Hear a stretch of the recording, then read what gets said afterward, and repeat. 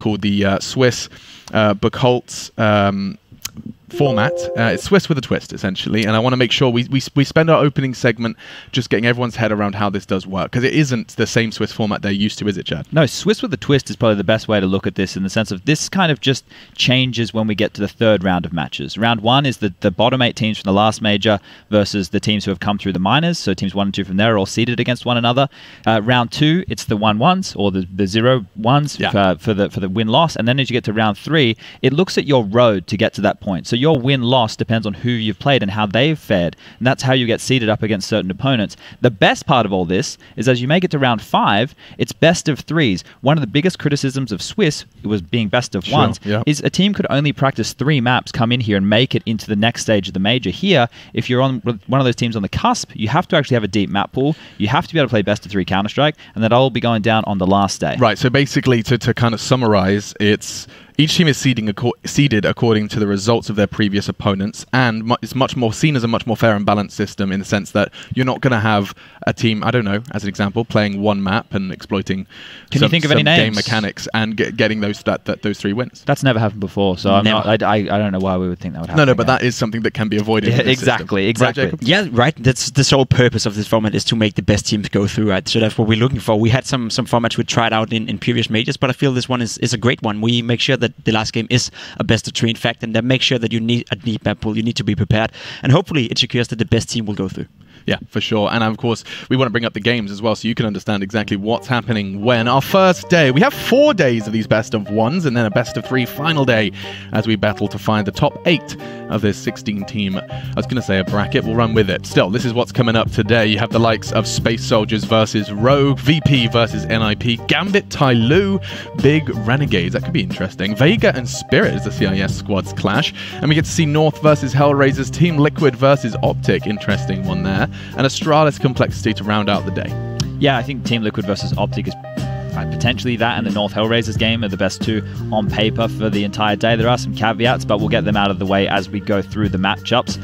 It's just difficult to, there's such a disparity here between the teams that we know who can be top dogs and the ones that we haven't seen since the last major. And that's the thing, it's so difficult to keep your pulse on the CIS region with a lot of the movements going on there, what type of tournaments the Vega Squadron and Spirits of the world are playing. So here we get to see that hard work that they've hopefully been putting in come to fruition. Yeah, and I mean, with this format as well, there are some teams here that are going to have to work harder. Like there are, the curveballs, the Quantum Belator Fires, the Team Spirit now, these rosters are going to have to genuinely, they can't cheese their way. And this is not an assault. This is not me being rude. It's you're going to have to win fair and square, Jacob, with this new format, right? As in, what's your expectations with the new format? I mean, it should secure that the better team and the more well-rounded teams will go through. And I think that's the main focus to have right here. That, as you said, a team can't just practice 1 or 2 maps and be really good on those maps and come in as sort of like a pocket pick for that and go through. Now you need to be well-rounded. You need to have a deep map pool. You need to be the better team, basically, to go through. And I think that's the main focus to take away from this. Best of 1s, best of 3s, and then even best of 5s are all different disciplines in Counter-Strike. Sure, it seems simple. The game is 5v5. You want to blow the other team's head off. That's kind of the way that the rounds end. But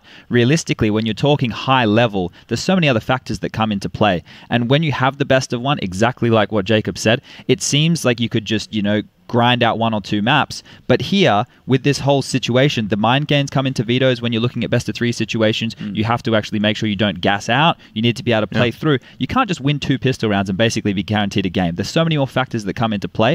It's going to be interesting to see how this one plays out. Yeah, I'm very, very intrigued, and actually very interested to know how our first game plays out. We do have Space Soldiers getting ready. We're going to take a look at some of their highlights, and it's brought to you by Dream Team GG, the ultimate team building and skill growing platform. You can find your next team or improve at CSGO with dreamteam.gg. Space Soldiers, though, and some of their gameplay highlights. This really just shows you how all the highlights are. The map that's not even in the competitive map pool anymore. And look, we need to get this out of the way very early. Space Soldiers are a team who have had visa issues, and once again, they have another one. Engine will not be able to make it to this event. The coach Hardstyle will have to be standing in, but that doesn't remove the point that Calyx and Xantares are two very hot prospects. You have to think back to, I think it was ESL1 Belo Horizonte was the last time that these guys played an offline event. That was 81 days ago. Jesus. We haven't seen anything from these guys other than some online qualifiers where they've fallen flat. There was the DreamHack Stockholm qualifier that they didn't make, and the IEM Chicago one they also didn't qualify for. And these guys were a hot prospect when we kicked off the start of the year, coming out of the E-League major, coming into that run of events they just had drama after drama, and from there it seems like everything's unraveled. And I think that's the scary part. You said it yourself. The online parts, they haven't looked good, right? This team is a team that felt very comfortable playing all these online qualifiers. It was the bread and butter basically to qualify for tournaments through the online stages, but they've fallen flat.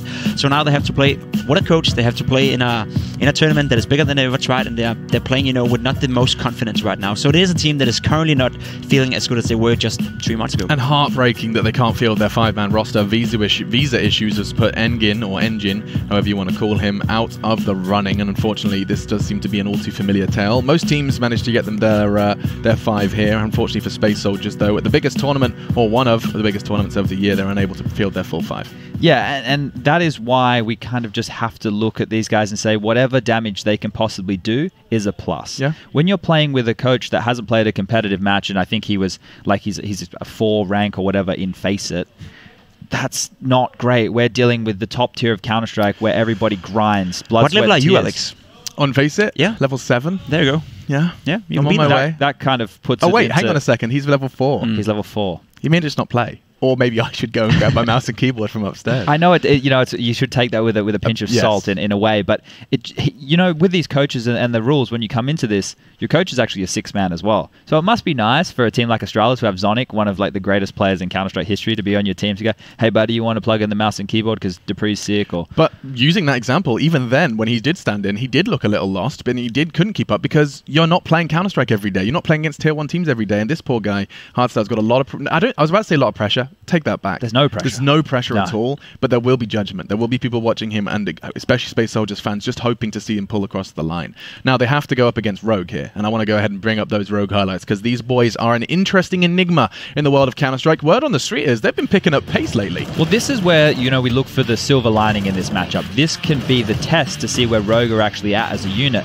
Sure, Space Soldiers are a man down, but we want to see how hard that, I guess practice is coming into this event. If the players are on form, we're going to be able to tell that regardless of the opponent they have. So the fact that Hardstyle is standing in doesn't mean Rogue shouldn't put their best foot forward. Now it is a bit of a mixed roster here. We've obviously got Ricky from Australia, AWP player who used to play for Renegades, Immunity, etc. And Cadian, one of your good friends, Jacob. Yeah, it's been a while since we last saw these guys at the major. I mean, Higo has been here, obviously a legend of the game, and he's been playing very well at certain majors, but it's been a while. Same goes for Cadian. He was very good in the beginning of CSGO, but have kind of fallen out of the top scene. So it's a mixed bag of players with a little bit of rejects here and there, but they found together and they're actually playing quite nice Counter-Strike. Let's not forget this was one of the teams that made sure that NRG is not at this tournament, which is one of the best teams in the world right now. So they can play Counter-Strike up to a high level. Yeah, I'm very excited to see what they are capable of. Ricky looks like he's seeing the 1,000-yard stare right there as he's preparing himself for Counter-Strike Global Offensive. And Cadian, he stole a dress shirt from me at my first Counter-Strike major. You know that? Oh, really? I lent him a shirt. I said, yeah, man, sorry, you can borrow this one. Never gave it back. Oh. So I've got a bit of a grudge. So we'll see if he plays well, I'll ask for 20 quid from the prize pool. We'll find him and we'll figure it out. Alex. Yeah, I think he's about 5 meters in front of us. So maybe I'll go and just give him some strong words.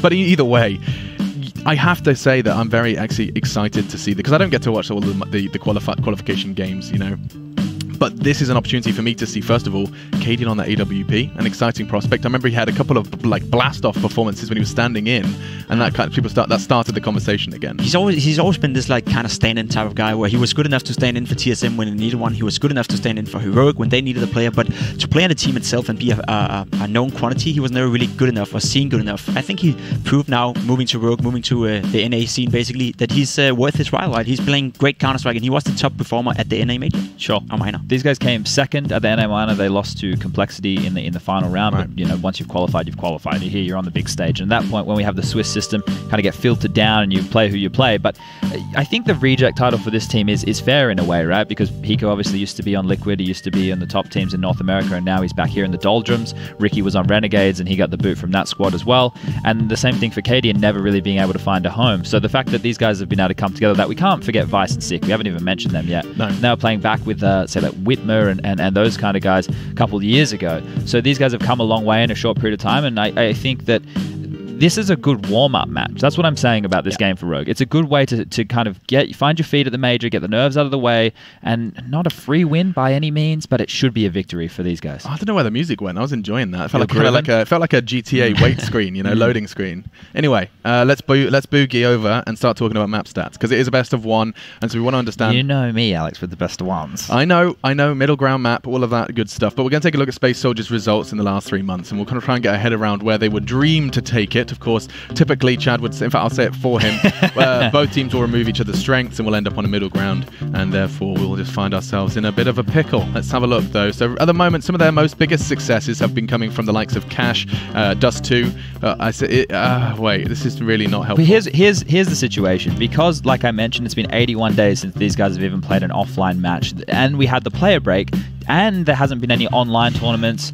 There haven't been a lot of matches for these squads to be playing in. So the last 3 months stat is very skewed in a way. I think the best thing to potentially talk about here, because it's not that it doesn't matter where we end up. Of course it matters which map we end up on. But when you're banning down to one map, we can talk through the ban phase. Maybe that's more of an interesting thing for people at home. In the best of one, Team A goes ban, Team B, 3 bans in a row, and then Team A gets to choose between the last 2 maps, giving Team B the side choice. Which is a very unique way of doing it. You don't do that in any other tournaments than the Val Majors. Yeah. And I mean, how does that make you feel, Jacob? Somewhat not good. I feel like it's easier when you have one team bans a map, the other team bans a map, one team bans a map, and the other team bans a map. This time you have to be very careful with what you ban, because you don't want to be the team that bans 2 maps where one of the other teams would potentially ban one of those. I see what you're saying. So you have to be super smart about how you do it and in what order you do it. I disagree with Jacob in a way, in the sense of I quite like it because it puts more pressure on the veto stage, and as an in-game leader or an ex-in-game leader, I like that nerdy side. This is the mind games. I always want there to be an element of mind games in the veto. Even in a best of one. Even in a best of one, because this is the chance for you to win the veto. Normally in a best of one, with my whole little diatribe about ending in a middle ground map and, feeling quite drained about saying it for the 700th time, that changes a little bit here. Not enough to make it super interesting, but then you have the other factors of the best of one that we need to touch on for people. In a best of one, if you win both pistol rounds and you win a couple of lucky clutches, that's the game. That is the game right there. That is why in best of 3 formats, best of ones get unfairly branded with the title of random. It's not random, it's just you get punished for mistakes more. If you're not prepared enough, if you right. Get caught off guard, if you're not hot from the get-go, that's where the punish comes in. That's why people say random. What they should say is less chance for mistakes and potentially a little bit more chaotic. It's just super clinical to play a best of one. Like, as you said, if you make a few mistakes, if you make a few bad calls, or you lose a clutch you should have won, the game could be over already there, right? So you have to be on point, you have to be warmed up, and you have to be clinical. You have to beat your opponents while the chance is there, and if you don't do that, the chance may go away. So margin for error is almost completely null. Like, it should be. Yeah, and as it should be. I mean, this is cutthroat. It is with the Swiss format, of course, Swiss with a twist here at the major. But what has to be said is that for Space Soldiers, the margin for error is going to be so tight for them. You have to almost hope and pray that Zentaris and Calyx are playing like madmen if you want to try and win a best of one. They're currently living in the margin of error. Right. They need to have players who pull off these rounds where every time Zentaris or Calyx have a chance to get a kill, it needs to be 2. It can't just be the 1. It needs to be 2. They have to do so much more work in this regard. And when you think about it, Engine was statistically the weakest player on this squad anyway, right? So that Hardstyle's stepping into those shoes, you'd be like, oh, okay, well, he's replacing the worst player. But it's not that. It's the the sense of what he brings to the team in terms of understanding the strategies, in terms of actually playing Counter-Strike. I don't want to do it, but imagine if it's a case of, so where am I playing at the start of a round? Yes. He's the coach, I admit. He should know where Engine's going to be playing. But as in, if you're having to kind of, if there's, there are intricacies within a game, within the communications of, you watch this and I need you to flash this maybe if I need it. Those extra layers that just come from playing it a lot, I imagine maybe additional reminders may be needed. One thing is being comfortable being the coach and actually knowing what your team is doing, but having to put yourself in the position where you have to be the player doing it with the right timing, doing it as clinical as you said, that's needed to be. It's just a complete different ball game. I do think he's going to have a very tough time, to fill in the role, despite him being the coach. But if you want to look positive at it, it is the fact that he is their coach. So he should be knowing the stretch. He should be knowing, what's smart to call. He can still be that second in-game leader and the help to the in-game leader in Major. So there's still some positives to take away from this. You also said it. He is the worst statistical player engine. So it's not like you lose fracking power in that sense. You don't lose a Shantaris, which would mean that this game wouldn't even be fun. There's still potential for Space Soldiers, but it's just, as you said, Alex, so rightfully, it's just margin for error is just not really there for them. Yeah, no, it does look like we're going to be fixing a couple of issues over with the player setup, so we have plenty of time to talk about Rogue versus Space Soldiers. We love talking. I'm trying to think of some other little, because I like to look at the rule books. I like to make sure that I've got everything in my back pocket when we come into these kind of events, Alex. So I'm trying to think if there's anything else that stands out, maybe a bit different from what people may be used to. We're still rocking the MR3 10K overtime, as far as I'm aware. So if we do make it to that stage, I mean, we talked about the veto stage. I do believe that the team that bans 3 maps, which is they pick the side. Picks the side, yes, and that can be hugely influential in a map like Train or Nuke or something like that, where the CT side. Which is often you stay away from those maps in a best of 1. Yes. Yeah, which is such a shame. I mean,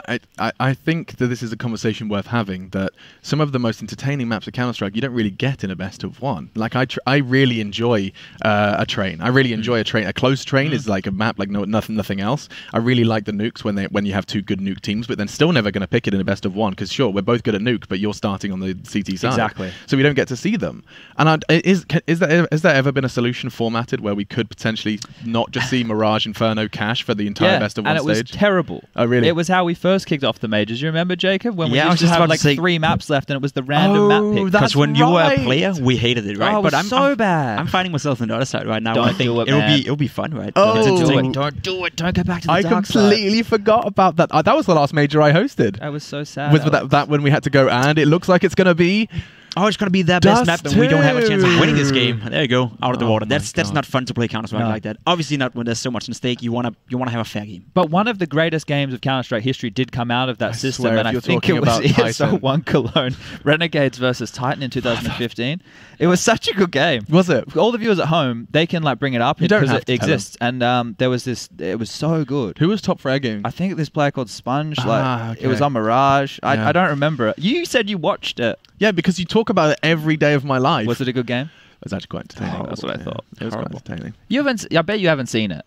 What's your equivalent, Jacob? What's your equivalent of his Titan ESL1 Cologne 2015? I had many. Come on. Well, we can talk one. about the time I beat you at the major qualifier in Katowice and knocked you little Danish boys out of the tournament. You got something to come back from that, Jacob? If it makes him happy, then let him have it. Oh, okay. I'll take a victory. Yeah, you'll take it? It's a sour victory, isn't it? You don't feel good, do you? No. Here's another fun fact. This is the 13th major. Which is unlucky for some. Or, yeah, I suppose. We have MVPs from 10 of the 12 previous majors here in attendance. These are the fun facts. So, Chad, I'm just going to tell you now, don't waste all the gold. Okay. I know you've prepared all this gold, but now is not the time to waste it. It's just a book of gold. I'd love to have a look. Maybe I could have a nugget or 2. I'll give you a couple nuggets later. Yeah. Oh my goodness. So what I'm trying to find is a conversation topic that stays on track of these 2 teams. But what I'm struggling with here is that Rogue are, to a degree, an unknown entity of rejects, as we've already highlighted, who have got some serious momentum coming into this tournament. We talked about Space Soldiers. They haven't been able to field a stand-in. So they haven't got a stand-in because of Engine and its visa issue, so the coach is standing in. And at that point, you kind of lose almost all of your Space Soldiers conversation topics because it's not the 5-man roster who have caused upsets at times. And therefore, I feel like we've kind of hit our roof. I have a cool suggestion. Please. Why don't we look at the teams that are here and we kind of categorize them in ones that we think will go through, ones that we think will be on the cusp, and ones that we don't think... I don't have any ETA. So, I would love to start that, but I would like to know you've got 10 minutes and then we can do that, as opposed to going, let's do this, and then game's live. Or B-stream update. Yeah. So, you know what? I'm not getting anything in my ear, so why don't we just have a go? Let's do it. Let's just have a go. Jacob, take it away. Astralis. Let's do S tier. So let's make this S tier. Okay. This is the S tier. So this is above tier 1. Yeah. S tier should be lifting the trophy. Astralis and Liquid. That's it. That's Astralis it? Liquid. From this 16 teams, Astralis and Liquid are the 2 that should be guaranteed. They should 100% lock. If they don't, then the whole building's probably caught on fire. Okay. Right? That's the level of I guess, poor performance would be expecting. So tier 1. Not only should they qualify for the major stages itself, I think it's 2 of the teams that could potentially go and win the entire tournament. I got Liquid winning the whole thing. Me too. So I think it's 2 teams that you need to look out for, and it's going to tell us, a great story about how prepared they actually are coming into the major, because rightfully so, they're gonna go through. They're gonna beat everyone here. They're gonna go 3-0 both of them if possible, and then we're gonna see how well they're actually playing against the good teams. I have a later on. follow-up question. Where's North in that conversation? They're in the next tier of Tier teams. 1? So I would do North and NIP with probably HellRaisers as my next tier. Ooh. So that at that point, in my mind, we've have 5 teams qualified. Okay. Right? And then we have the let me go through the rest of the names for you so you can kind of see where we feel. We've got OpTic Big, Gambit, Renegades, TYLOO, Virtus.pro, Vega Squadron, Spirit, Complexity, Rogue, and Space Ops. I have something to say. Okay. I think Big should be in the NIP category. Okay, would you like to justify that? Yes, absolutely. They're a team that, though people will just disregard their Cologne run as something of like an anomaly, Sure. I think that actually that was the results of hard work, preparation, and good Counter-Strike from them. I think that NIP have shown that they are the most volatile team at the moment just because they've just changed leaders, and if one of their 2 strats doesn't work, they're going to be lost. I think you put Big versus NIP, I think Big win 50 to 60% of the time. Okay. I definitely agree with you. I think Big, like, they're known for coming into tournaments like the well prepared. They haven't played an offline tournament in, I believe it's since Cologne. That was the last They've time been we saw them grinding. offline. They've been grinding. They've been practicing. They've been trying to stay away from as many online leagues, as many online games as possible. No pro league, no nothing. Basically, just been practicing, and that's what people are sometimes, Sleeping on. Basically. You don't get to practice enough. They complain about traveling enough, playing too many tournaments. Why don't just skip those tournaments and practice? Smooya just woke up at 8 a.m. Can we change the ranking system then? Oh, well, you don't Can we keep Astralis and Liquid there? Yeah, that's S tier. Yeah, then can we put North on their own? Tier 1 just North. Yeah, and then Tier can 2. we put... I'm on board. I like that. And then can we put NIP, HellRaisers, and Big? Yes, that feels right. That feels better to me at least. Okay. Jacob, you agree? Yeah, OpTic. See, even though I'm putting North as tier 1, they're still, I would put them as team most likely to choke. Yeah, right. Most likely to North. Yeah. Do you okay, I mean, you know what? I'd run with that. I could see I don't mean any disrespect. No. I just think that, like when the moment may get the better of them, right? Like I think that's a possibility. But I would also put OpTic in the similar category. Definitely, but OpTic are a cusp team for me. On the cusp, I would have Renegades. I would have had Big, but you took Big away from me. I'd have Renegades. I would have TYLOO. I would have Gambit, and I would have OpTic. I would feel offended if I were OpTic being put together with those teams. But think about what they just did at the most recent event we were at. They felt extremely flat, right? They didn't look like a squad that we could say. They have been more volatile than NIP, in my opinion. Sure. I don't like to take too much away from the first tournament after a play break. I think there's too much to be said about it. I think a team like North came in at DreamHack, and they did as well as they did because they prepared so well. So well-deserved for them, right? But now we're coming into a stage where all these teams should have been prepared enough at least. This is a major. This is their big goal for the year. They should be top 2 and to win, and if they're not, then that's their fault. So I don't like to take too much away from that. I think OpTic still have a decent chance of going through, and I would be highly disappointed if they would struggle against teams like Renegades or Gambit for that matter. I mean, Gambit are an intriguing question, and actually I'd love to run with it because Gambit for me are a team that I truly have almost entirely forgotten about. Like this is a roster that did look so good. I was getting hyped about Hobbit. Zeus was pulling all the strings. Adren was getting 30 bombs and deagling everyone. That was exciting. And then it feels like a speedy decline. Okay. You go, hey guys, I've got an upgrade. Hell, no Zeus. I've got a Blade. He's hype as hell. And then I still don't know anything about I was reading... I often scroll Reddit and just look at headlines because I just like clickbait. Yeah. So the clickbait that I saw that tickled my fancy regarding this roster was that Blade said communication is the biggest issue. Communication. Yeah, that's what he said. It's obviously just a tagline in that regard, so it's not a lock that is 100% the situation, but that's just what I read. So if you think about that, if communication is an issue for 4 of these guys who were together when they won a major, it's like, what's going on? I would imagine, and of course we're all just going to be imagining here. It's nothing. We haven't spoken to them personally. It's like an Anders theory craft. Yeah, precisely. But I think it probably worked because Zeus tells them what to do and they did it, as opposed to it being a dialogue, being a democracy. And it requires so much of a team being able to have that dialogue throughout a game, right? If you look at a team like Astralis, they're probably the best in the world. MIBR, former SK Gaming, they were the best in the world when they were full Brazilian. So those are the 2 outstanding teams where you can say this is just great communication. So no matter how bad a position they found themselves in, no matter how far behind in the game they were, they could always adapt in the middle of the game because they could reflect reflect throughout the rounds, like what do we need to do, what can we do.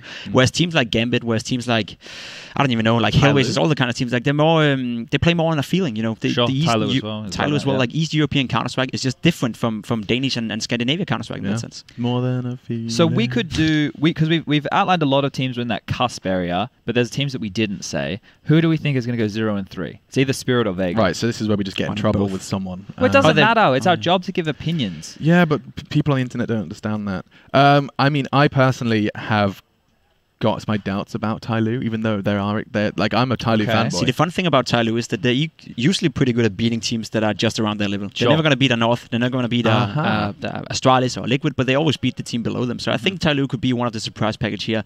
I don't expect them to go through, but I think they actually could, just because they're good at teams that are not necessarily better than them. But there's one rule with TYLOO. Don't give them Mirage. And in a band to one map, the majority of these teams can do that, not give them Mirage. Yeah. If you look at Mirage, then it goes to Inferno, then Kesh is kind of okay, but then after that, where do they go? Somebody's going to give them Mirage. If they do that, man, I'm going to go slap someone on the back of the head, because that's ludicrous. It's 5 minutes of research to see that there is one map you should not be playing against. Exactly. They just beat Astralis. I love this conversation, and we'll probably continue it. I still don't know which one. Is this us? I think we're in the middle. Yeah. I don't know. So we're going to go ahead and take ourselves a little bit of a break. We're still resolving a technical issue so we can get this major started on the right foot. So for now, we're going to go ahead and take 5, grab ourselves a water. You can grab yourself a snack if you fancy. And when we come back, we'll be getting into our first game, Space Soldiers versus Rogue. Do you know what my job description is? I'm in acquisitions. I catch what falls out of the sky. What's on the ship? Should I be worried? Rally. I think you know what is on the ship. The ultimate predators. Come and get us.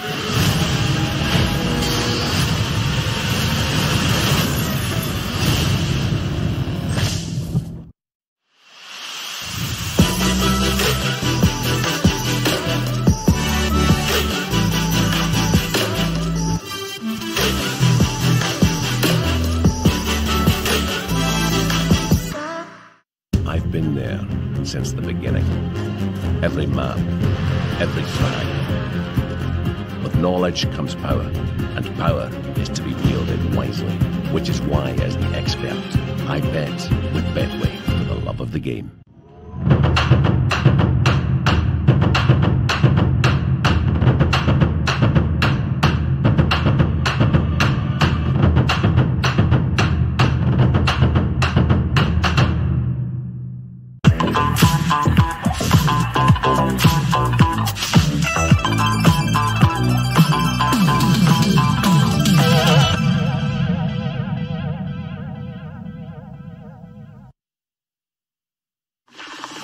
Let's talk about hubs. Oh, what's a hub, you ask? Think of it as a miniature FACEIT with all of its tools at your disposal. Whether you want to play with your community, run a league for your school, engage with fans while streaming, or create local leagues with prizes, hubs let you do that and much more. Join or create hubs right now on FACEIT. Head to FACEIT now and discover hubs.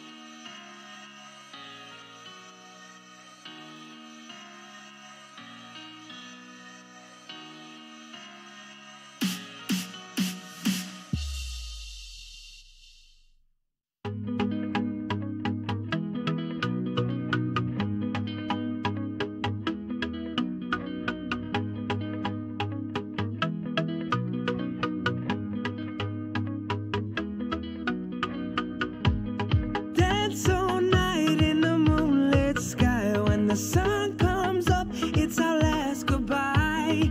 Won't let go, I don't wanna leave paradise. You make everything feel alright. You bring every piece of me to life. When we're looking eyes, I lose my mind, my mind.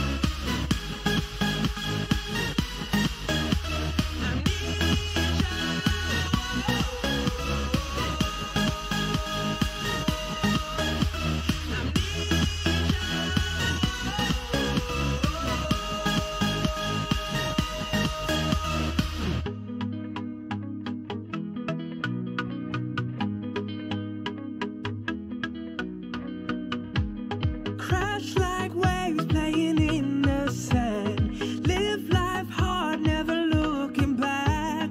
Life's too short in the promised land, promised land. You make everything feel alright. You bring every piece of me to life. When we're looking eyes, I lose my mind, my mind.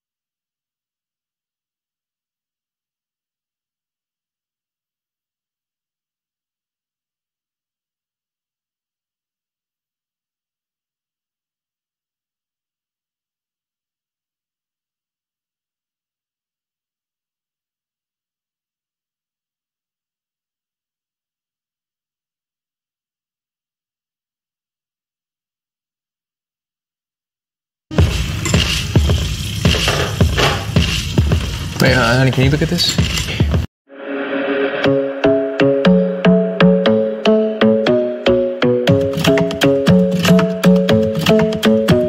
The club isn't the best place to find the lovers, so the bar is where I go. Me and my friends at the table doing shots, fast and then we talk slow.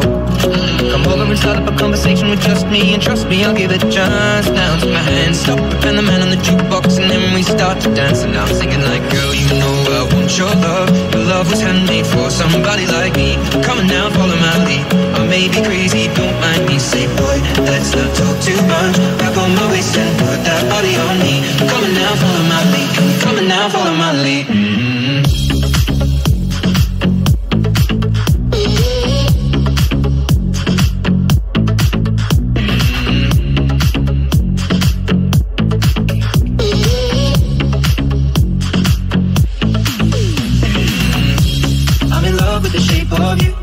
push and pull like a magnet do. Although my heart is falling too, I'm in love with your body. Last night you were in my room, and now my bedsheets smell like you. Every day discovering something brand new. I'm in love with your body.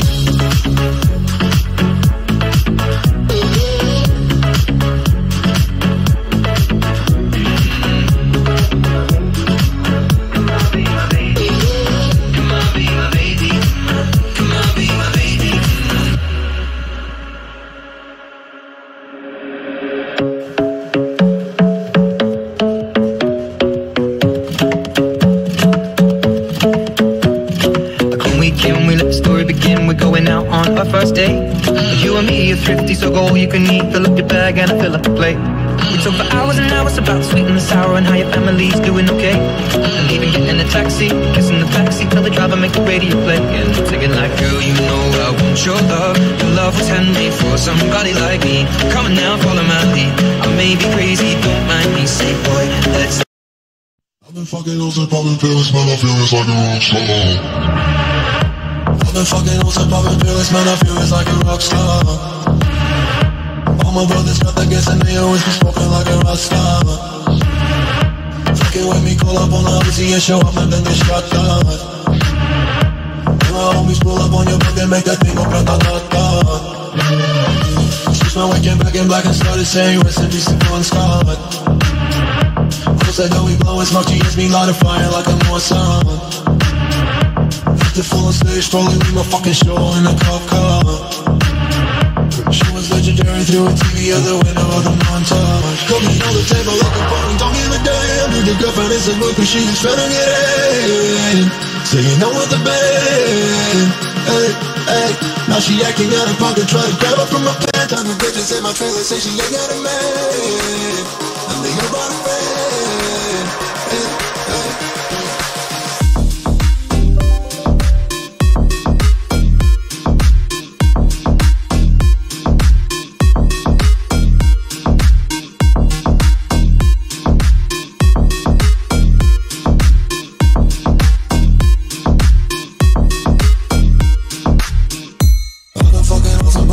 Man, I feel just like a rock star. All my brothers got that gas and they always be smoking like a rock star. Nope. Fucking with me, call up on the Uzi and show up and then they shot down. And my homies pull up on your block, they make that thing go grata-ta-ta.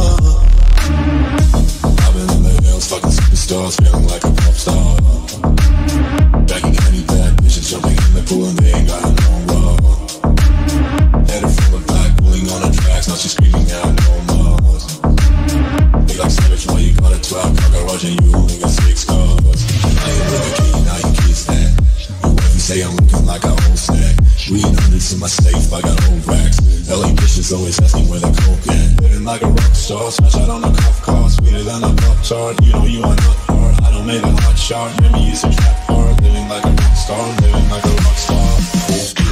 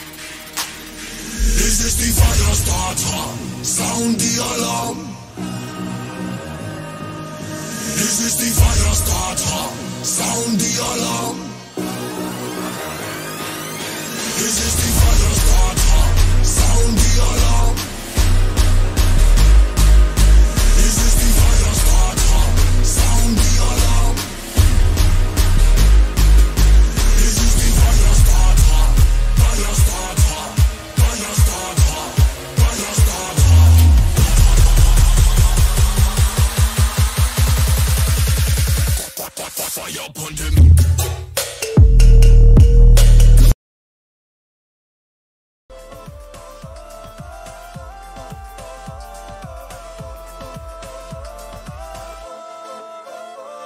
Con fuerza, con ganas, con estilo, es como vivo.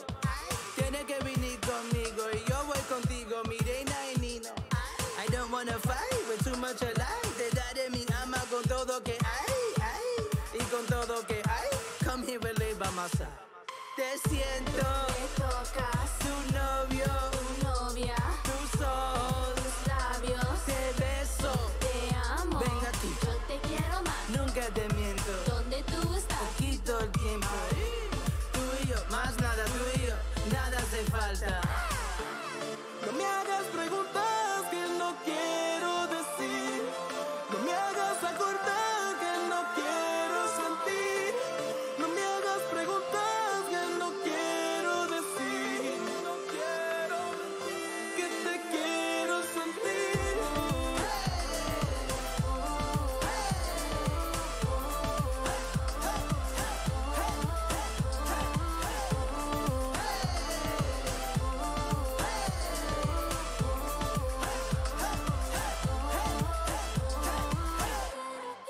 quiero sentir.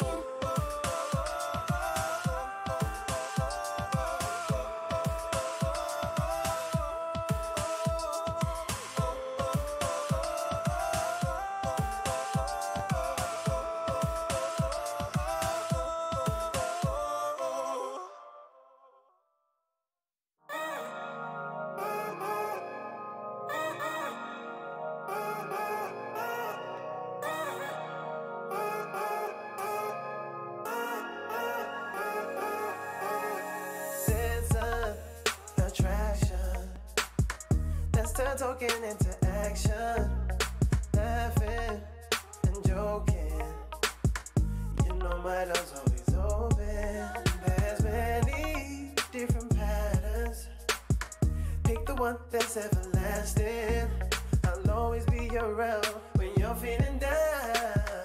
Take my hand and you'll find out. 'Cause I can't let you go and let you walk away. If I can't tell you why I've been feeling this way lately. You say you don't know if I can hold you down. I'll let you find out. I guess we'll find out. Let's find out.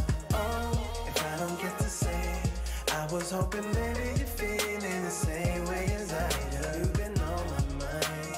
There's no way, there's no way ignite this passion.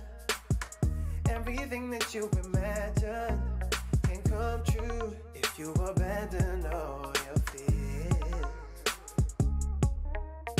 Tensions rising. Who's to know what are the right things to do when the feeling inside takes over you? 'Cause I can't let you go and let you walk away. If I can't tell you why I've been feeling this way lately. You say you don't know if I can hold you down. I'll let you find out. I guess we'll find out. Let's find out. Oh, if I don't get to say, I was hoping maybe you're feeling the same way as I do. You've been on my mind. There's no way, there's no way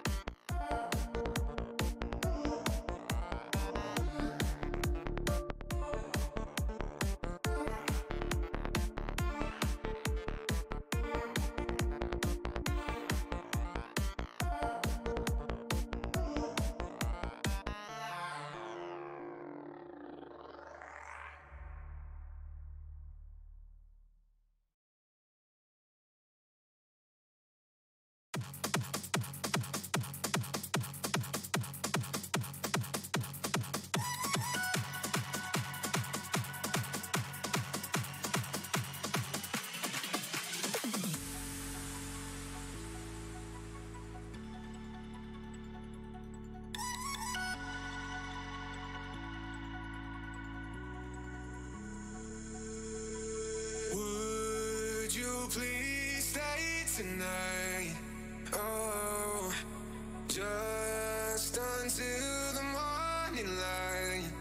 Oh, and it's okay if what you want is a breakup. All I really care is that you're here when I wake up. Would you please stay tonight?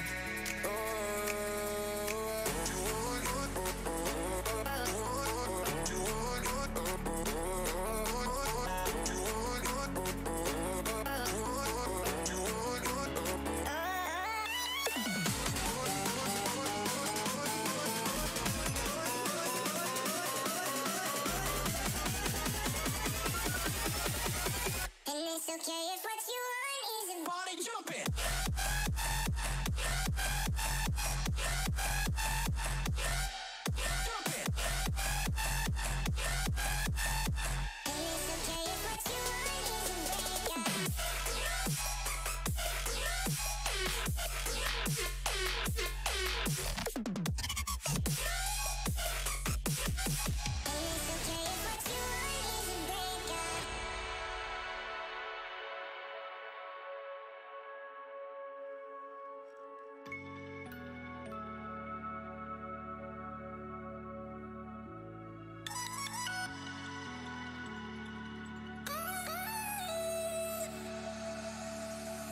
Would you please stay tonight? Oh, just until the morning light. Oh, and it's okay if what you want is a breakup. All I really care is that you're here when I wake up. Would you please stay tonight?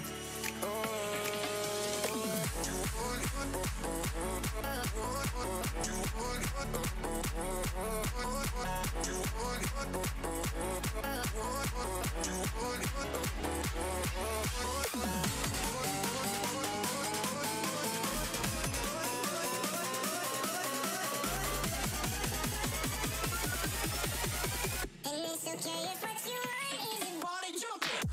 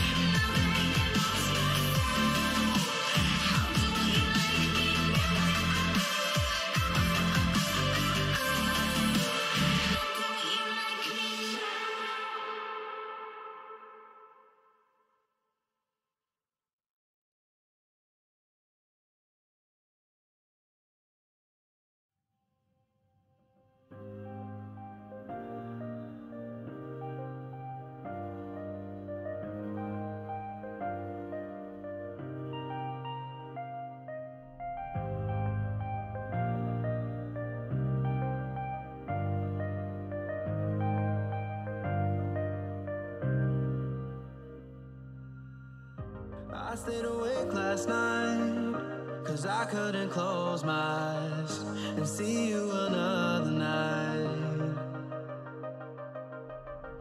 I drove myself crazy thinking you'd take my wildest dreams and tear them all to the ground. So I tried to create a decoy world for you to destroy in my mind.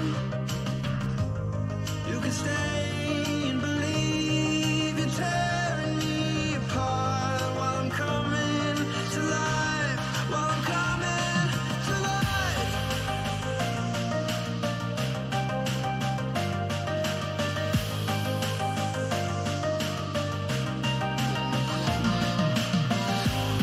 You can stay and believe you're tearing me apart while I'm coming to life, while I'm coming to life.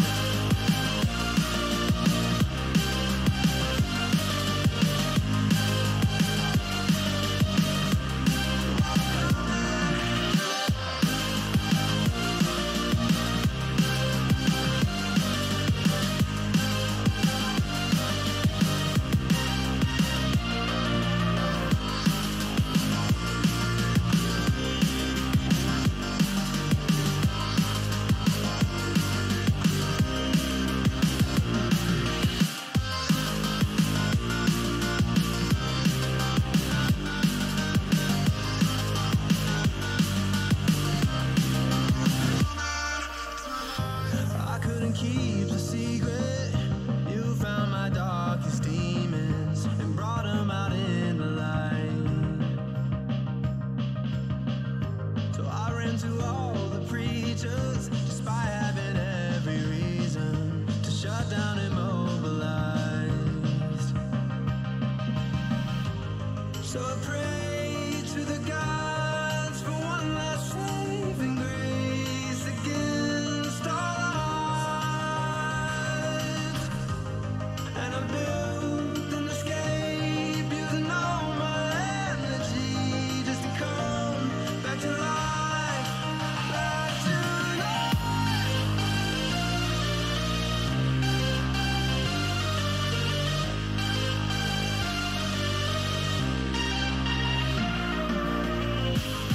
And I built an escape using all my energy just to come back to life, back to life.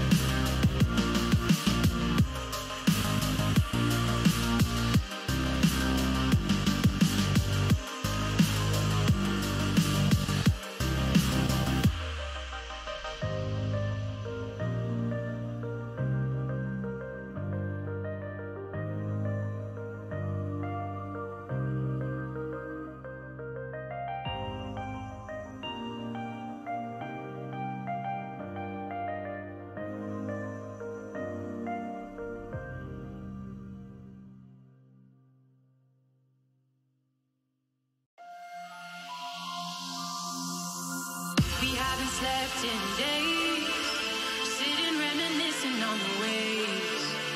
We stay high in the clouds, promising that we will come down. It feels so good, it feels so true.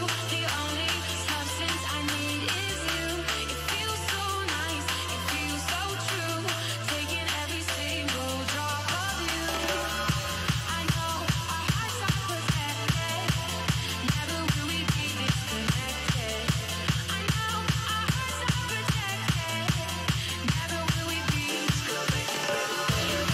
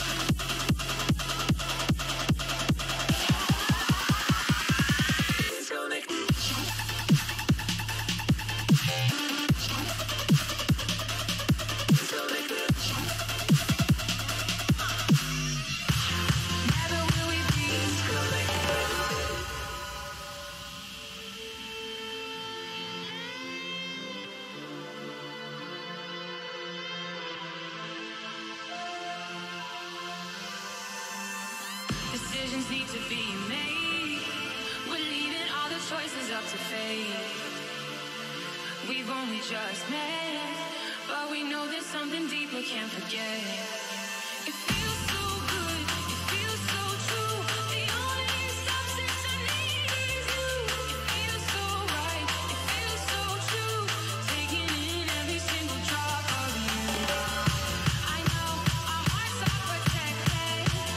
Never will we be disconnected. I know our hearts are protected. Never will we be disconnected.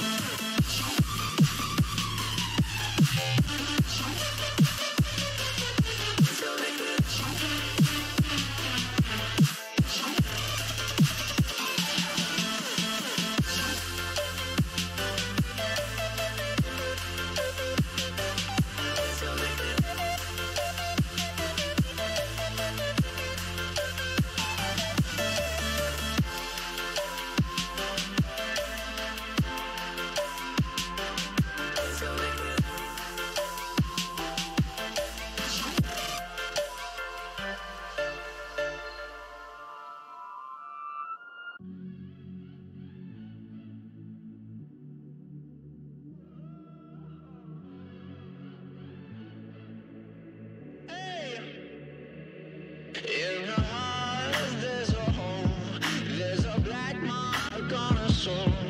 In her hands is my heart, and she won't let go till it's scarred. Try to breathe but I can't, 'cause the air she feeds me is damned.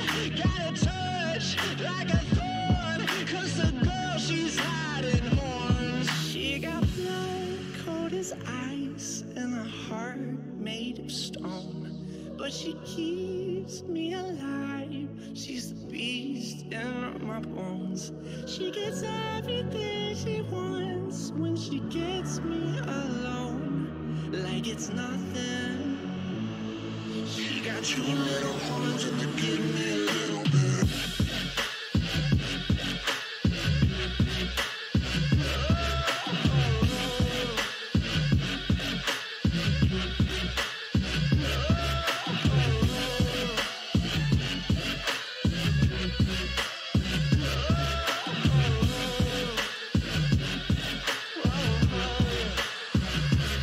She's a fire in the sand, and I burn breathing her in.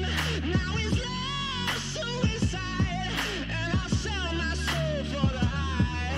Truth be told, I don't mind, 'cause her hell's my paradise. She can crush every hole, got her heels stomping down my throat. She got blood cold as ice and a heart made of stone, but she keeps me alive. She's the beast in my bones. She gets everything she wants when she gets me alone, like it's nothing. She got two little horns and they give me a little bit.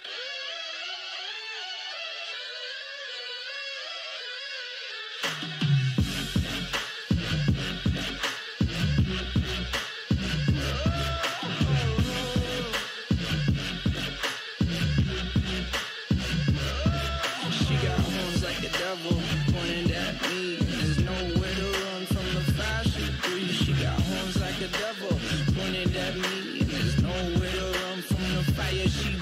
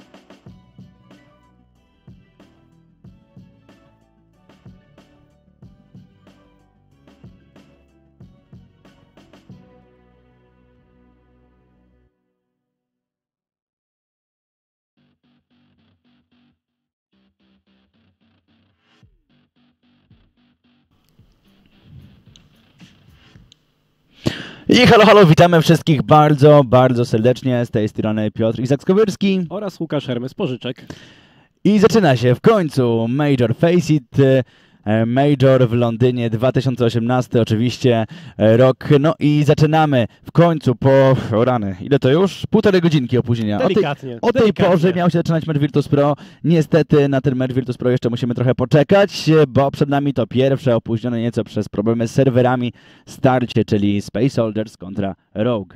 No dokładnie, tutaj będziemy musieli jeszcze chwilę poczekać na sam start tego spotkania, natomiast no, trzeba powiedzieć, że poczekaliśmy po prostu na widzów, żeby tutaj zdążyli wrócić chociażby ze szkoły, czy też może pracy i być właśnie na tym najważniejszym, bo pierwszym pojedynku. Ten pojedynek też trochę nam pokaże, jak to wszystko wygląda, jeżeli chodzi o sam turniej, też przygotowanie zespołów. No oczywiście, chociaż tutaj Space Soldiers, prawda, bez Engine'a, ze swoim trenerem, także tutaj na pewno jest to bardzo przykra informacja dla wszystkich tureckich fanów Counter-Strike'a, bo na pewno na Space Soldiers tutaj liczyli, a z kolei no to będzie szansa dla drużyny Rogue, która miała być takim drużyną, takim outsiderem tego turnieju właściwie, prawda? Raczej mało kto chyba typował na Rogue, czy że tutaj im się uda, no a jednak z taką zmianą w składzie Space Soldiers to tutaj mogą powalczyć, tym bardziej, że no w swoim składzie mają przede wszystkim Hiko, doświadczonego zawodnika, tak, na którym na pewno będą tutaj mocno Amerykanie polegać. No dokładnie, to jeżeli mówimy o tych dwóch zespołach, to trzeba powiedzieć, że nawet wczoraj, jeszcze przed godziną 17 tak typowaliśmy, że jednak tutaj Space Soldiers jest faworytem. Później ta informacja odnośnie zmiany tego zawodnika. No i jednak to wszystko nam się tutaj trochę odwraca. Zmieniłeś pikiem? Zdążyłeś? Bo ja... Pikiem jeszcze zdążyłem. Pikiem zdążyłem. Także w ostatniej chwili ta jedna naklejka musiałem dokupić jedną naklejkę.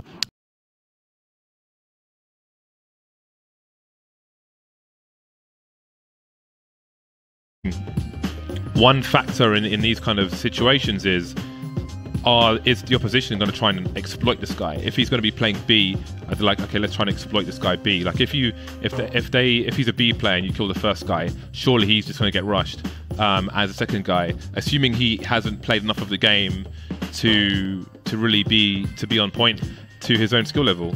I think it's something you have to be careful with. We're in a best of one. I think in a best of three, you have more time and more space to try to exploit that, because it is something that can backfire. And I think, as Chad was rightly highlighting on the desk, you've got to be really cautious when you're playing these best of ones. You've got to play it clinically, as was the word that Pimp used, because if, for example, you do try to overcompensate in that way and play too far outside of what is your prepared foundation of what your Inferno fundamentals look like, you may run into issues there where you might be playing a bit too far out of your comfort zone, and then you're opening up yourself up to some mistakes or you're overstepping in some situations just because you're not too used to playing it like that. So it's always going to be best in the best of one, I think, to just play those fundamentals as you play them in practice, as you're very comfortable, hit that comfort zone. I think in the best of threes, that's where it does get really tricky. But I do think that I changed my mind when they asked me earlier, and I did pick Rogue. I did change my mind afterwards. So obviously that's, You have to pick Rogue, man.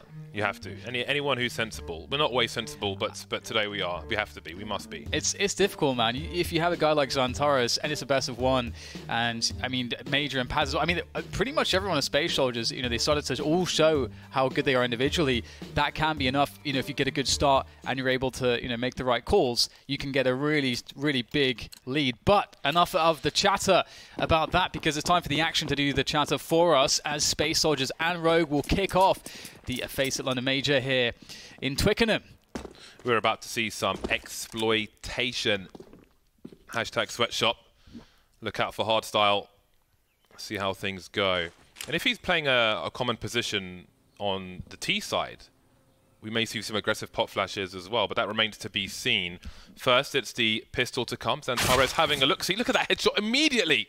Sick with one jiggle peek too many. Still alive, however.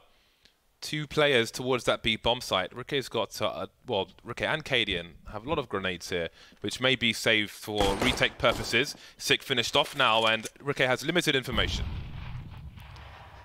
Ricke, what does he do here? He's going to rotate back in towards the site, use his smoke grenade to perhaps delay them, or perhaps he'll hold on to it for now, and, well, there goes the smoke grenade and the flash. In fact, that smoke could potentially be picked up if it was the last one he was holding on to by the T's. And Rogue, this is a rough one. It's a pistol round, though, so often you just want to go for these. They have a kit at headshots. least. That's all that matters. There was a Rickanevo through his smoke. I don't know if the T's used it or if they picked it up. Either way, there is a smoke towards that banana position. Now it's a 5-on-3 hold for Space Soldiers. They've got the Heat and Potty set up on the site as well. Hardstyle just shoulder peeking, allowing his teammates to come and use that numbers game, really abusing the power there. And now they're in a 3 versus 1. And there's not much Kaden can do but make a little money towards the end. That will allow him to buy a scout if he wants.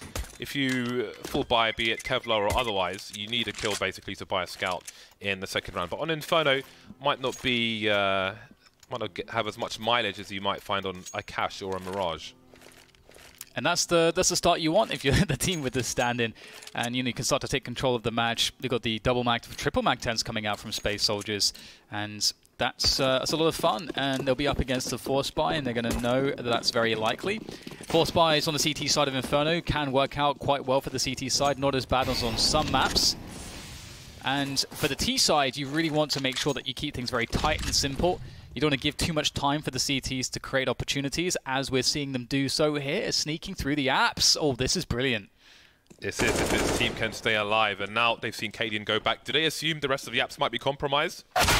Paz most certainly does, and that is a very nice piece taken off the board for Space Soldiers early.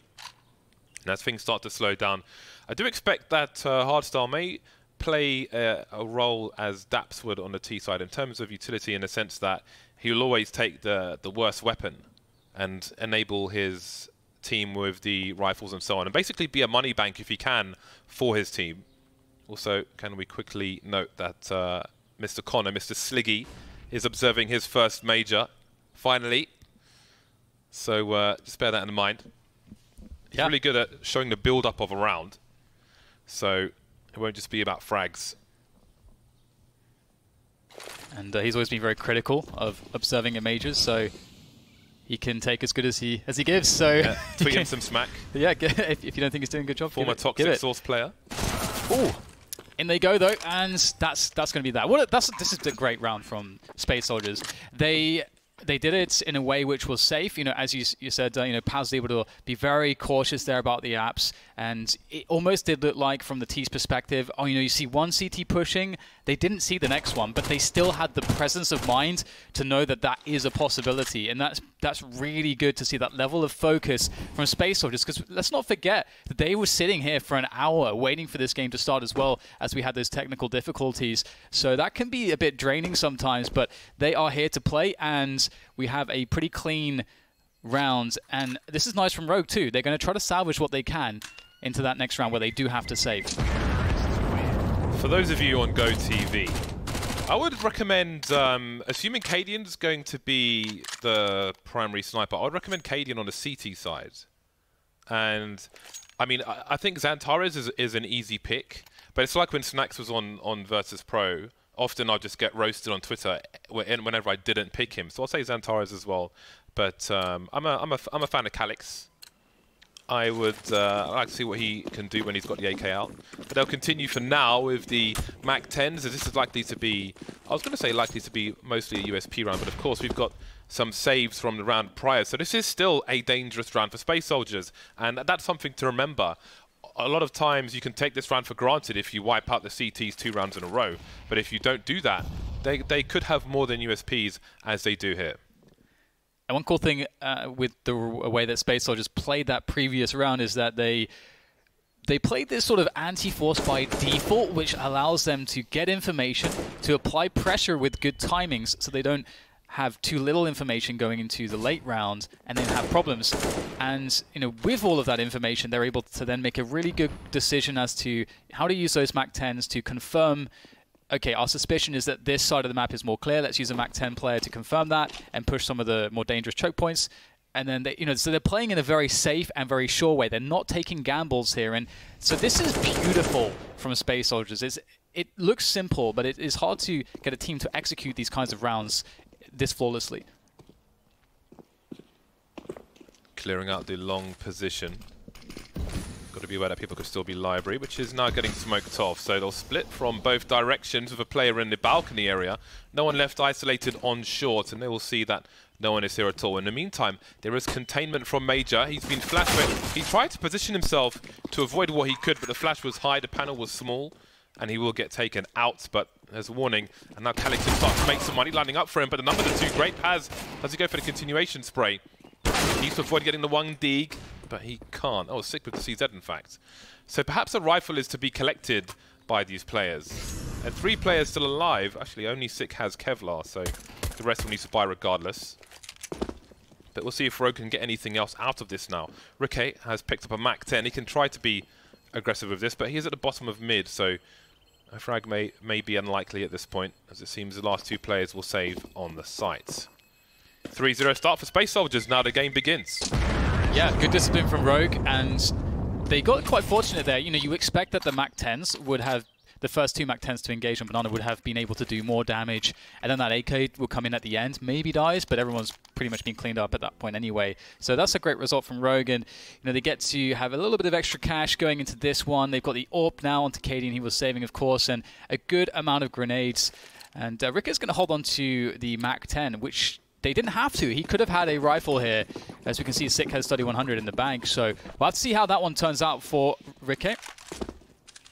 How aggressive will Cadian go with the AWP to begin with, keeping things nice and simple and slow. Commanding angle on middle though.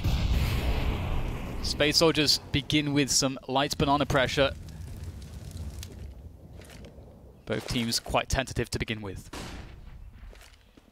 Very interested to see how this Mac 10 plays out. All based on position, of course. It is being played over towards the B bomb site, so perhaps a flash for a smoke and something can get done. And you can see Rikke playing close quarters. Essentially a double peak situation. He has a fair chance of avoiding a flashbang because he's playing a pretty tight angle. And there's one. Xantara is completely blind. Got a wrong angle. Rikke doesn't go for the AK, not being greedy. He would be very exposed if he went wider. And you can't imagine that Xantara is there on his own. Although he's making his way over towards the A site with only a Mac 10. How much additional power does he provide? They've smoked off top mid now, which is maybe going to send Space Soldiers back towards B. But Sick's there on his own. Yeah, 40 seconds less than to go. And Space Soldiers will have to work with what they have, and that's the B push. Sick sitting in the fountain with the fishes, and it will be a very devastating defense. 2 quick headshots from Sick, 25 seconds to go. Has he done enough damage? 2 players here for Space Soldiers to try to plant the bomb, and it's very awkward for them. Eventually, Hardstyle is going to get that plant going. Major. Oh, they've stopped the plant, and they will finish off the rest of Space Soldiers. That will be the first round. The first buy round for Rogue going their way, and they survive with 3 players. Doesn't get too much more ideal than that.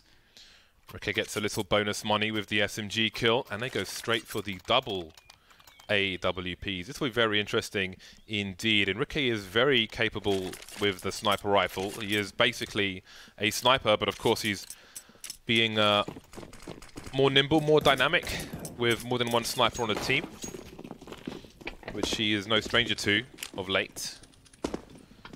So let's see how this works out. Very different setup now on the B bomb site.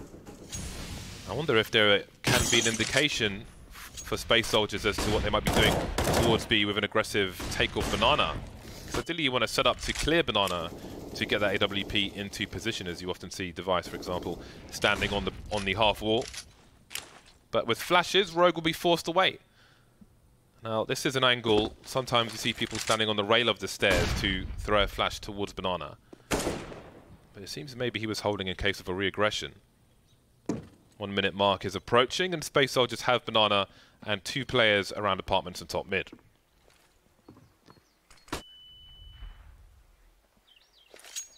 Space Soldiers looking for that opening.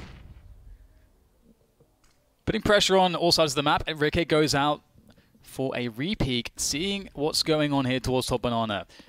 Xantara's with a fairly deep angle, and if there is to be a flashbang from Hardstyle for him, then perhaps he can go for a nice peek. But Rikke with a lovely angle will deal with that, no problem. And that is going to put the pressure on for Space Soldiers. 30 seconds as they start to move into top mid. That's all they have to work with. I'm sure Xantara's must have heard 6 rotation, which maybe got him to peak in the first place, but they're still going to press towards the A side regardless. Nice flick from Cadian. Sees one more player, but there are two on Arch. There's Hardstyle continuing forward, but only so much he can do. It's down to Calyx. 1 versus 2 now, 10 seconds, and Sick will win the fight. The bomb won't get planted once more. And Rogue saved the 2 AWPs. That was a curious small situation there, where Xantara started to crab walk, maybe not expecting Rikke in that position, but Sick ran towards the A site from the front of B, and I really feel like that must have been an earshot, which of course may have played a part in Xantara's peaking with that timing, but it would have been a long rotation to try and go against that sniper, and maybe it would have been heard top mid, so press on towards A, doesn't work, and there is a tactical timeout. The money's not fantastic for Space Soldiers after a nice start. You can see the which way the rounds have gone at the top. So we can see Space Soldiers won the first 3 rounds. So when I look at a match, I always think the first 3 rounds are cool, give you an advantage. But for me, it's like a 0-0 from the first buy round. So for me, it's like 2-0. In terms of who is being successful in the match, right now, for me, it's 2-0 Rogue, and they have momentum. And now they've got some money. They can still be broken, but we don't expect Space Soldiers to buy in a round such as this. Yeah, just keeping things light. And I like that they've gotten some grenades. Hardstyle's picked up a MAC-10. He's actually spent all of his cash, I think. Only player to do so. Yeah. And we'll have loads of nades here. I wonder, what is the plan? This is really cool, because if the Space Soldiers have bought like this, specifically with this many grenades, and a round such as this, they have to have a plan. This has to be some sort of a drill. I think there are 2 schools of thought here. One is obviously win the round, but the second one is 2 players survived the previous round. The money's not great for the CTs. Even if we don't win this round, if we can do some significant damage on our next buy round, if we win, they're on eco straight away. Yeah, and balcony pops can be very strong if you have grenades to work with them. And, you know, Rogue, they expect to see a save in this round. They don't know exactly what Space Soldiers will be up to, so this could be very powerful.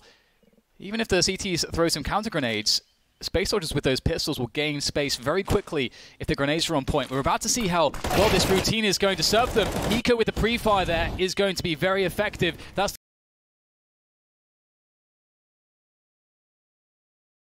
the bomb dropped on the balcony, things not going well at all. Hiko holding things down very effectively. It does not seem like there's anything the Space Soldiers can do. It was a great idea, but Hiko, he heard the running and he knew what to do.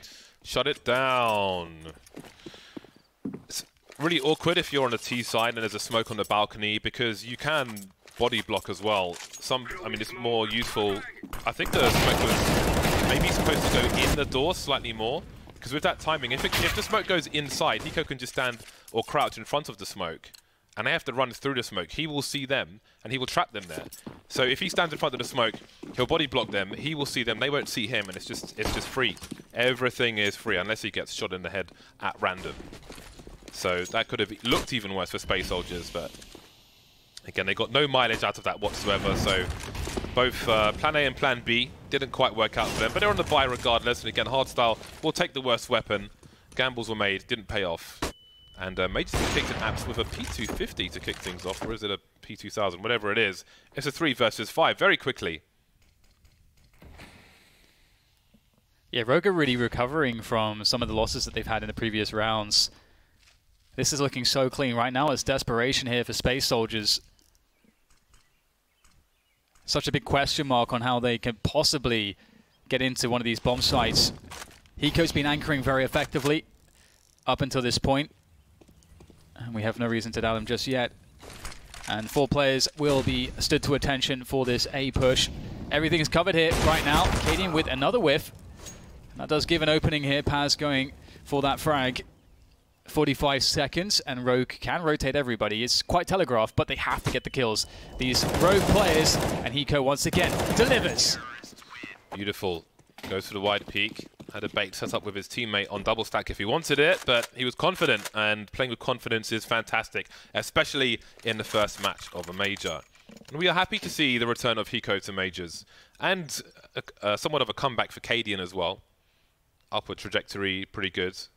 The same could be said for Rikke, without a team for a while, having a chat with him at breakfast this morning. over some poached eggs.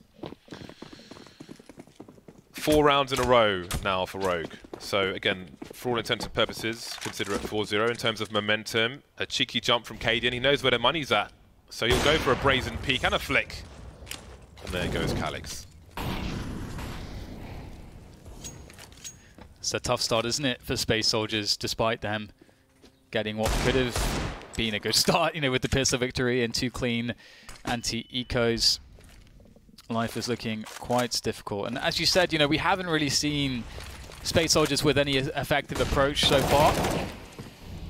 And Rogue, look at the confidence here, just so happy to just push for these frags, not afraid at all of these pistols. And that is what you want to see. Some damage being done though. Xantares gets himself a headshot.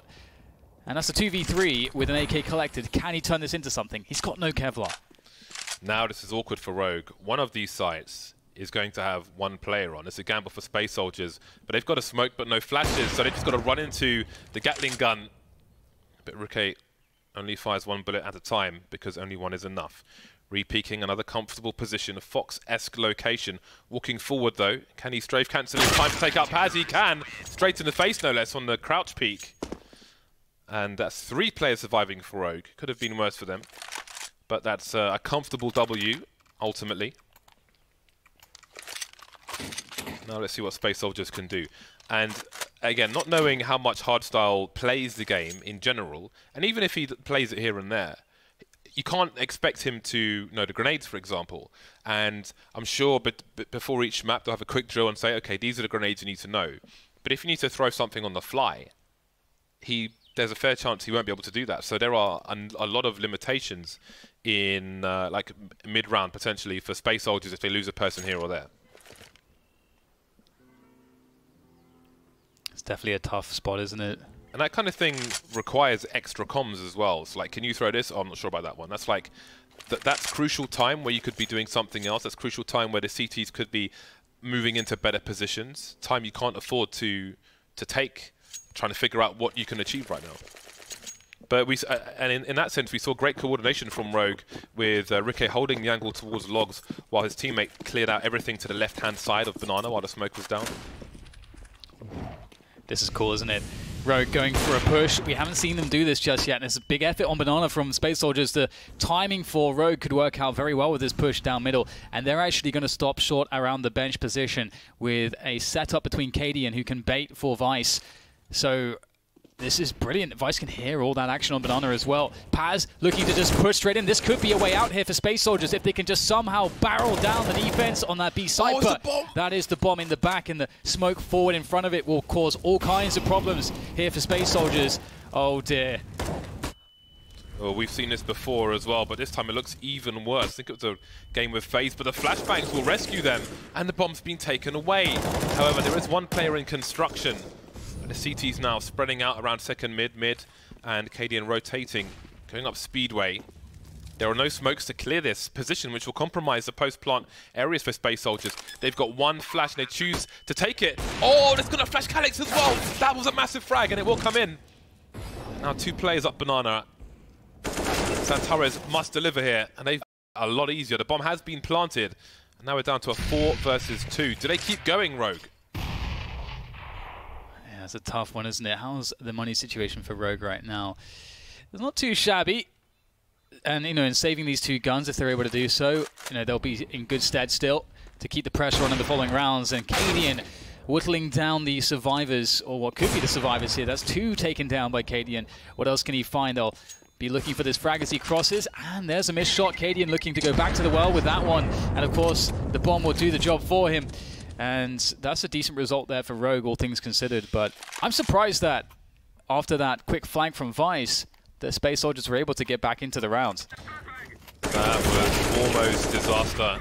Nice correction from Paz. That was an awkward spot for him. But yeah, that scenario around construction was so important. Calix peeking just a little too early, eating the flashbang, which saves Riquet for a second, but he can't get out of there in time.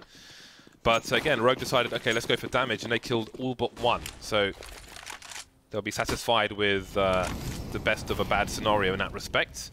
Both teams on the buy again. Now Rogue have spent most of their money. Again, there is that flash. There's something to learn at home. Just a simple jump flash, doesn't have to be anything special. So if anyone's towards that car position, for example, then it will allow your teammates to peek. But you will want to do it delayed, because if there is a sniper there, they're likely to take a shot and then fall back. So if you peek immediately, you might eat it anyway, just like that. Lots of presence here. Space Soldiers perhaps going with what works. That quick B push was a gem last round, looking to get it going this time. Ricky starts things off well, has to do it all. 2 quick ones from him, that's all he can get for his side, as the Space Soldiers will plant their flag firmly on the B-bomb site, take control. And that bomb is now ticking away. 3v3 though, definitely opportunities here for Rogue. Hiko looking for a potential flank, but all 3 players are on site, and they're looking at the radar. They were almost playing the same position. 2 in the dark spot and 1 on new box. That's Xantares. Our player has moved forward, and Space Soldiers move into more aggressive positions, maybe expecting a save. We've got a player near construction now. This is not really committed. Vice getting a kill. They need to save these weapons now, Rogue, because only 2 people saved from the previous round. So I don't know if they can afford for 1 play to be lost, but in Vice they trust, and once again Space Soldiers get wrecked. They've won the round though, and that's important. 2 rounds in a row now for Space Soldiers. They've got some momentum, but again, both teams at this point are being kept poor. So one of these rounds will be a swing round where someone's going towards Ecotown.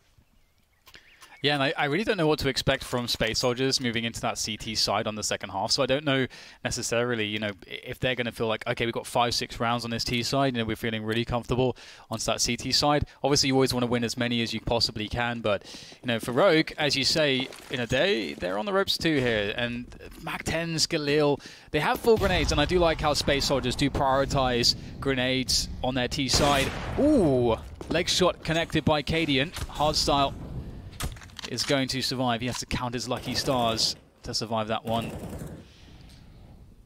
And things slow down. Both teams, well, in fact, a huge grenade advantage for Space Soldiers, despite the weapon disadvantage.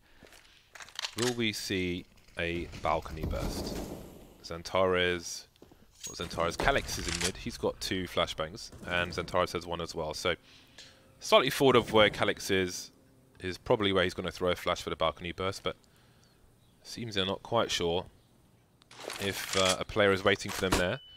They'll try to establish some presence towards Banana, but smokes will be used. So, will it be the balcony burst? They start to creep forward.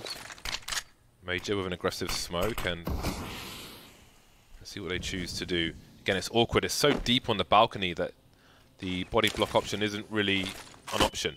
Because it could be just the 1 person here, and most coming on short. Flashbang, Seiko falling down to the balcony. 5 spots, 1 on short. Raises his he's going back to top mid. Why is he going there?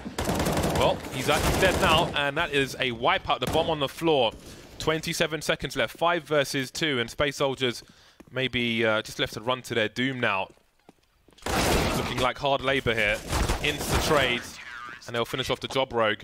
I don't know what the deal was with the run up top mid. Maybe thinking that they caught the CTs by surprise, but it seems they were quite prepared for that once the smoke went down.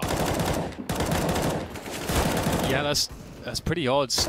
Definitely a misread by Space Soldiers. Opportunities were had there, as you said. You know, previously an issue with the balcony pop was Hiko standing too close, and they dealt with that with the positioning of the smoke grenades, forced him back. They flashed aside effectively, and then sort of just gave up on the window that they had to make the frags happen. So that's a shame, and looks like aggression here from Rogue and from Space Soldiers with those CZs looking to rush into that B-bomb site. There's the open. What can Sick do? 1 versus 5. There's a quick double from Sick, and 3. Okay, that's a pretty good result for Rogue.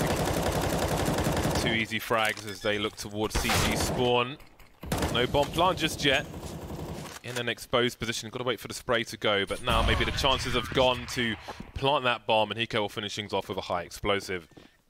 Going back to that previous round though, the CT on the side, he sees the T moving up towards top mid, but he just lets him go because he's moving into a non-threatening position. He wants to focus on the guys who are moving into threatening positions from that balcony area. So, but the speed at which he does that just gives you an example of the decision-making that these pro players will do. So I just want to highlight that because that was a cool decision. That's not the most important frag in that situation, and he made that decision very, very quickly indeed. Now we have a well-equipped Rogue versus and almost unequipped space soldiers at this point. We're not really seeing those HEs bouncing into the pits area that we saw. They were trendy for a short time, but almost never got the results they deserved. Yeah, I mean, it is right now quite difficult, it seems, for space soldiers to get anything working at all. All those HE plays are really cool, and it seems like that's like a nice sort of flourish to add to an otherwise very solid game. And right now, it seems like a struggle for space soldiers to even sort of put together a well-executed push on the A side at the very least. B is more simplistic, and I wonder if we'll see more B play. I mean, space soldiers, they've only so far really had success breaking into that B bomb site. Every time they've gone towards A, it's been a disaster. And running those longer rounds with the defaults and trying to play for map control has also been difficult. And part of that's because Rogue have been very happy to challenge. Rogue have been showing that they wanted to be aggressive down middle, down banana, down towards second mid. So Rogue are they have a very strong presence on the map at the moment as the CT side. Back on the buy, back on the AKs. Hello. It can be an awkward peak when you know someone's in pit, because they can make you miss your shot and go a little wide. Can Cadian survive in this situation though? See, there's a delay with a jiggle pick from Paz. He's waiting for his teammates to catch up for a trade frag. Not required though, but White will take him out eventually. Smoke on Arch now. They'd probably seen the bomb at this point on the radar, but they could go back towards CT and B, which is why Rickey's forced to retreat. Everything's slowing down, and now the T's have the sights.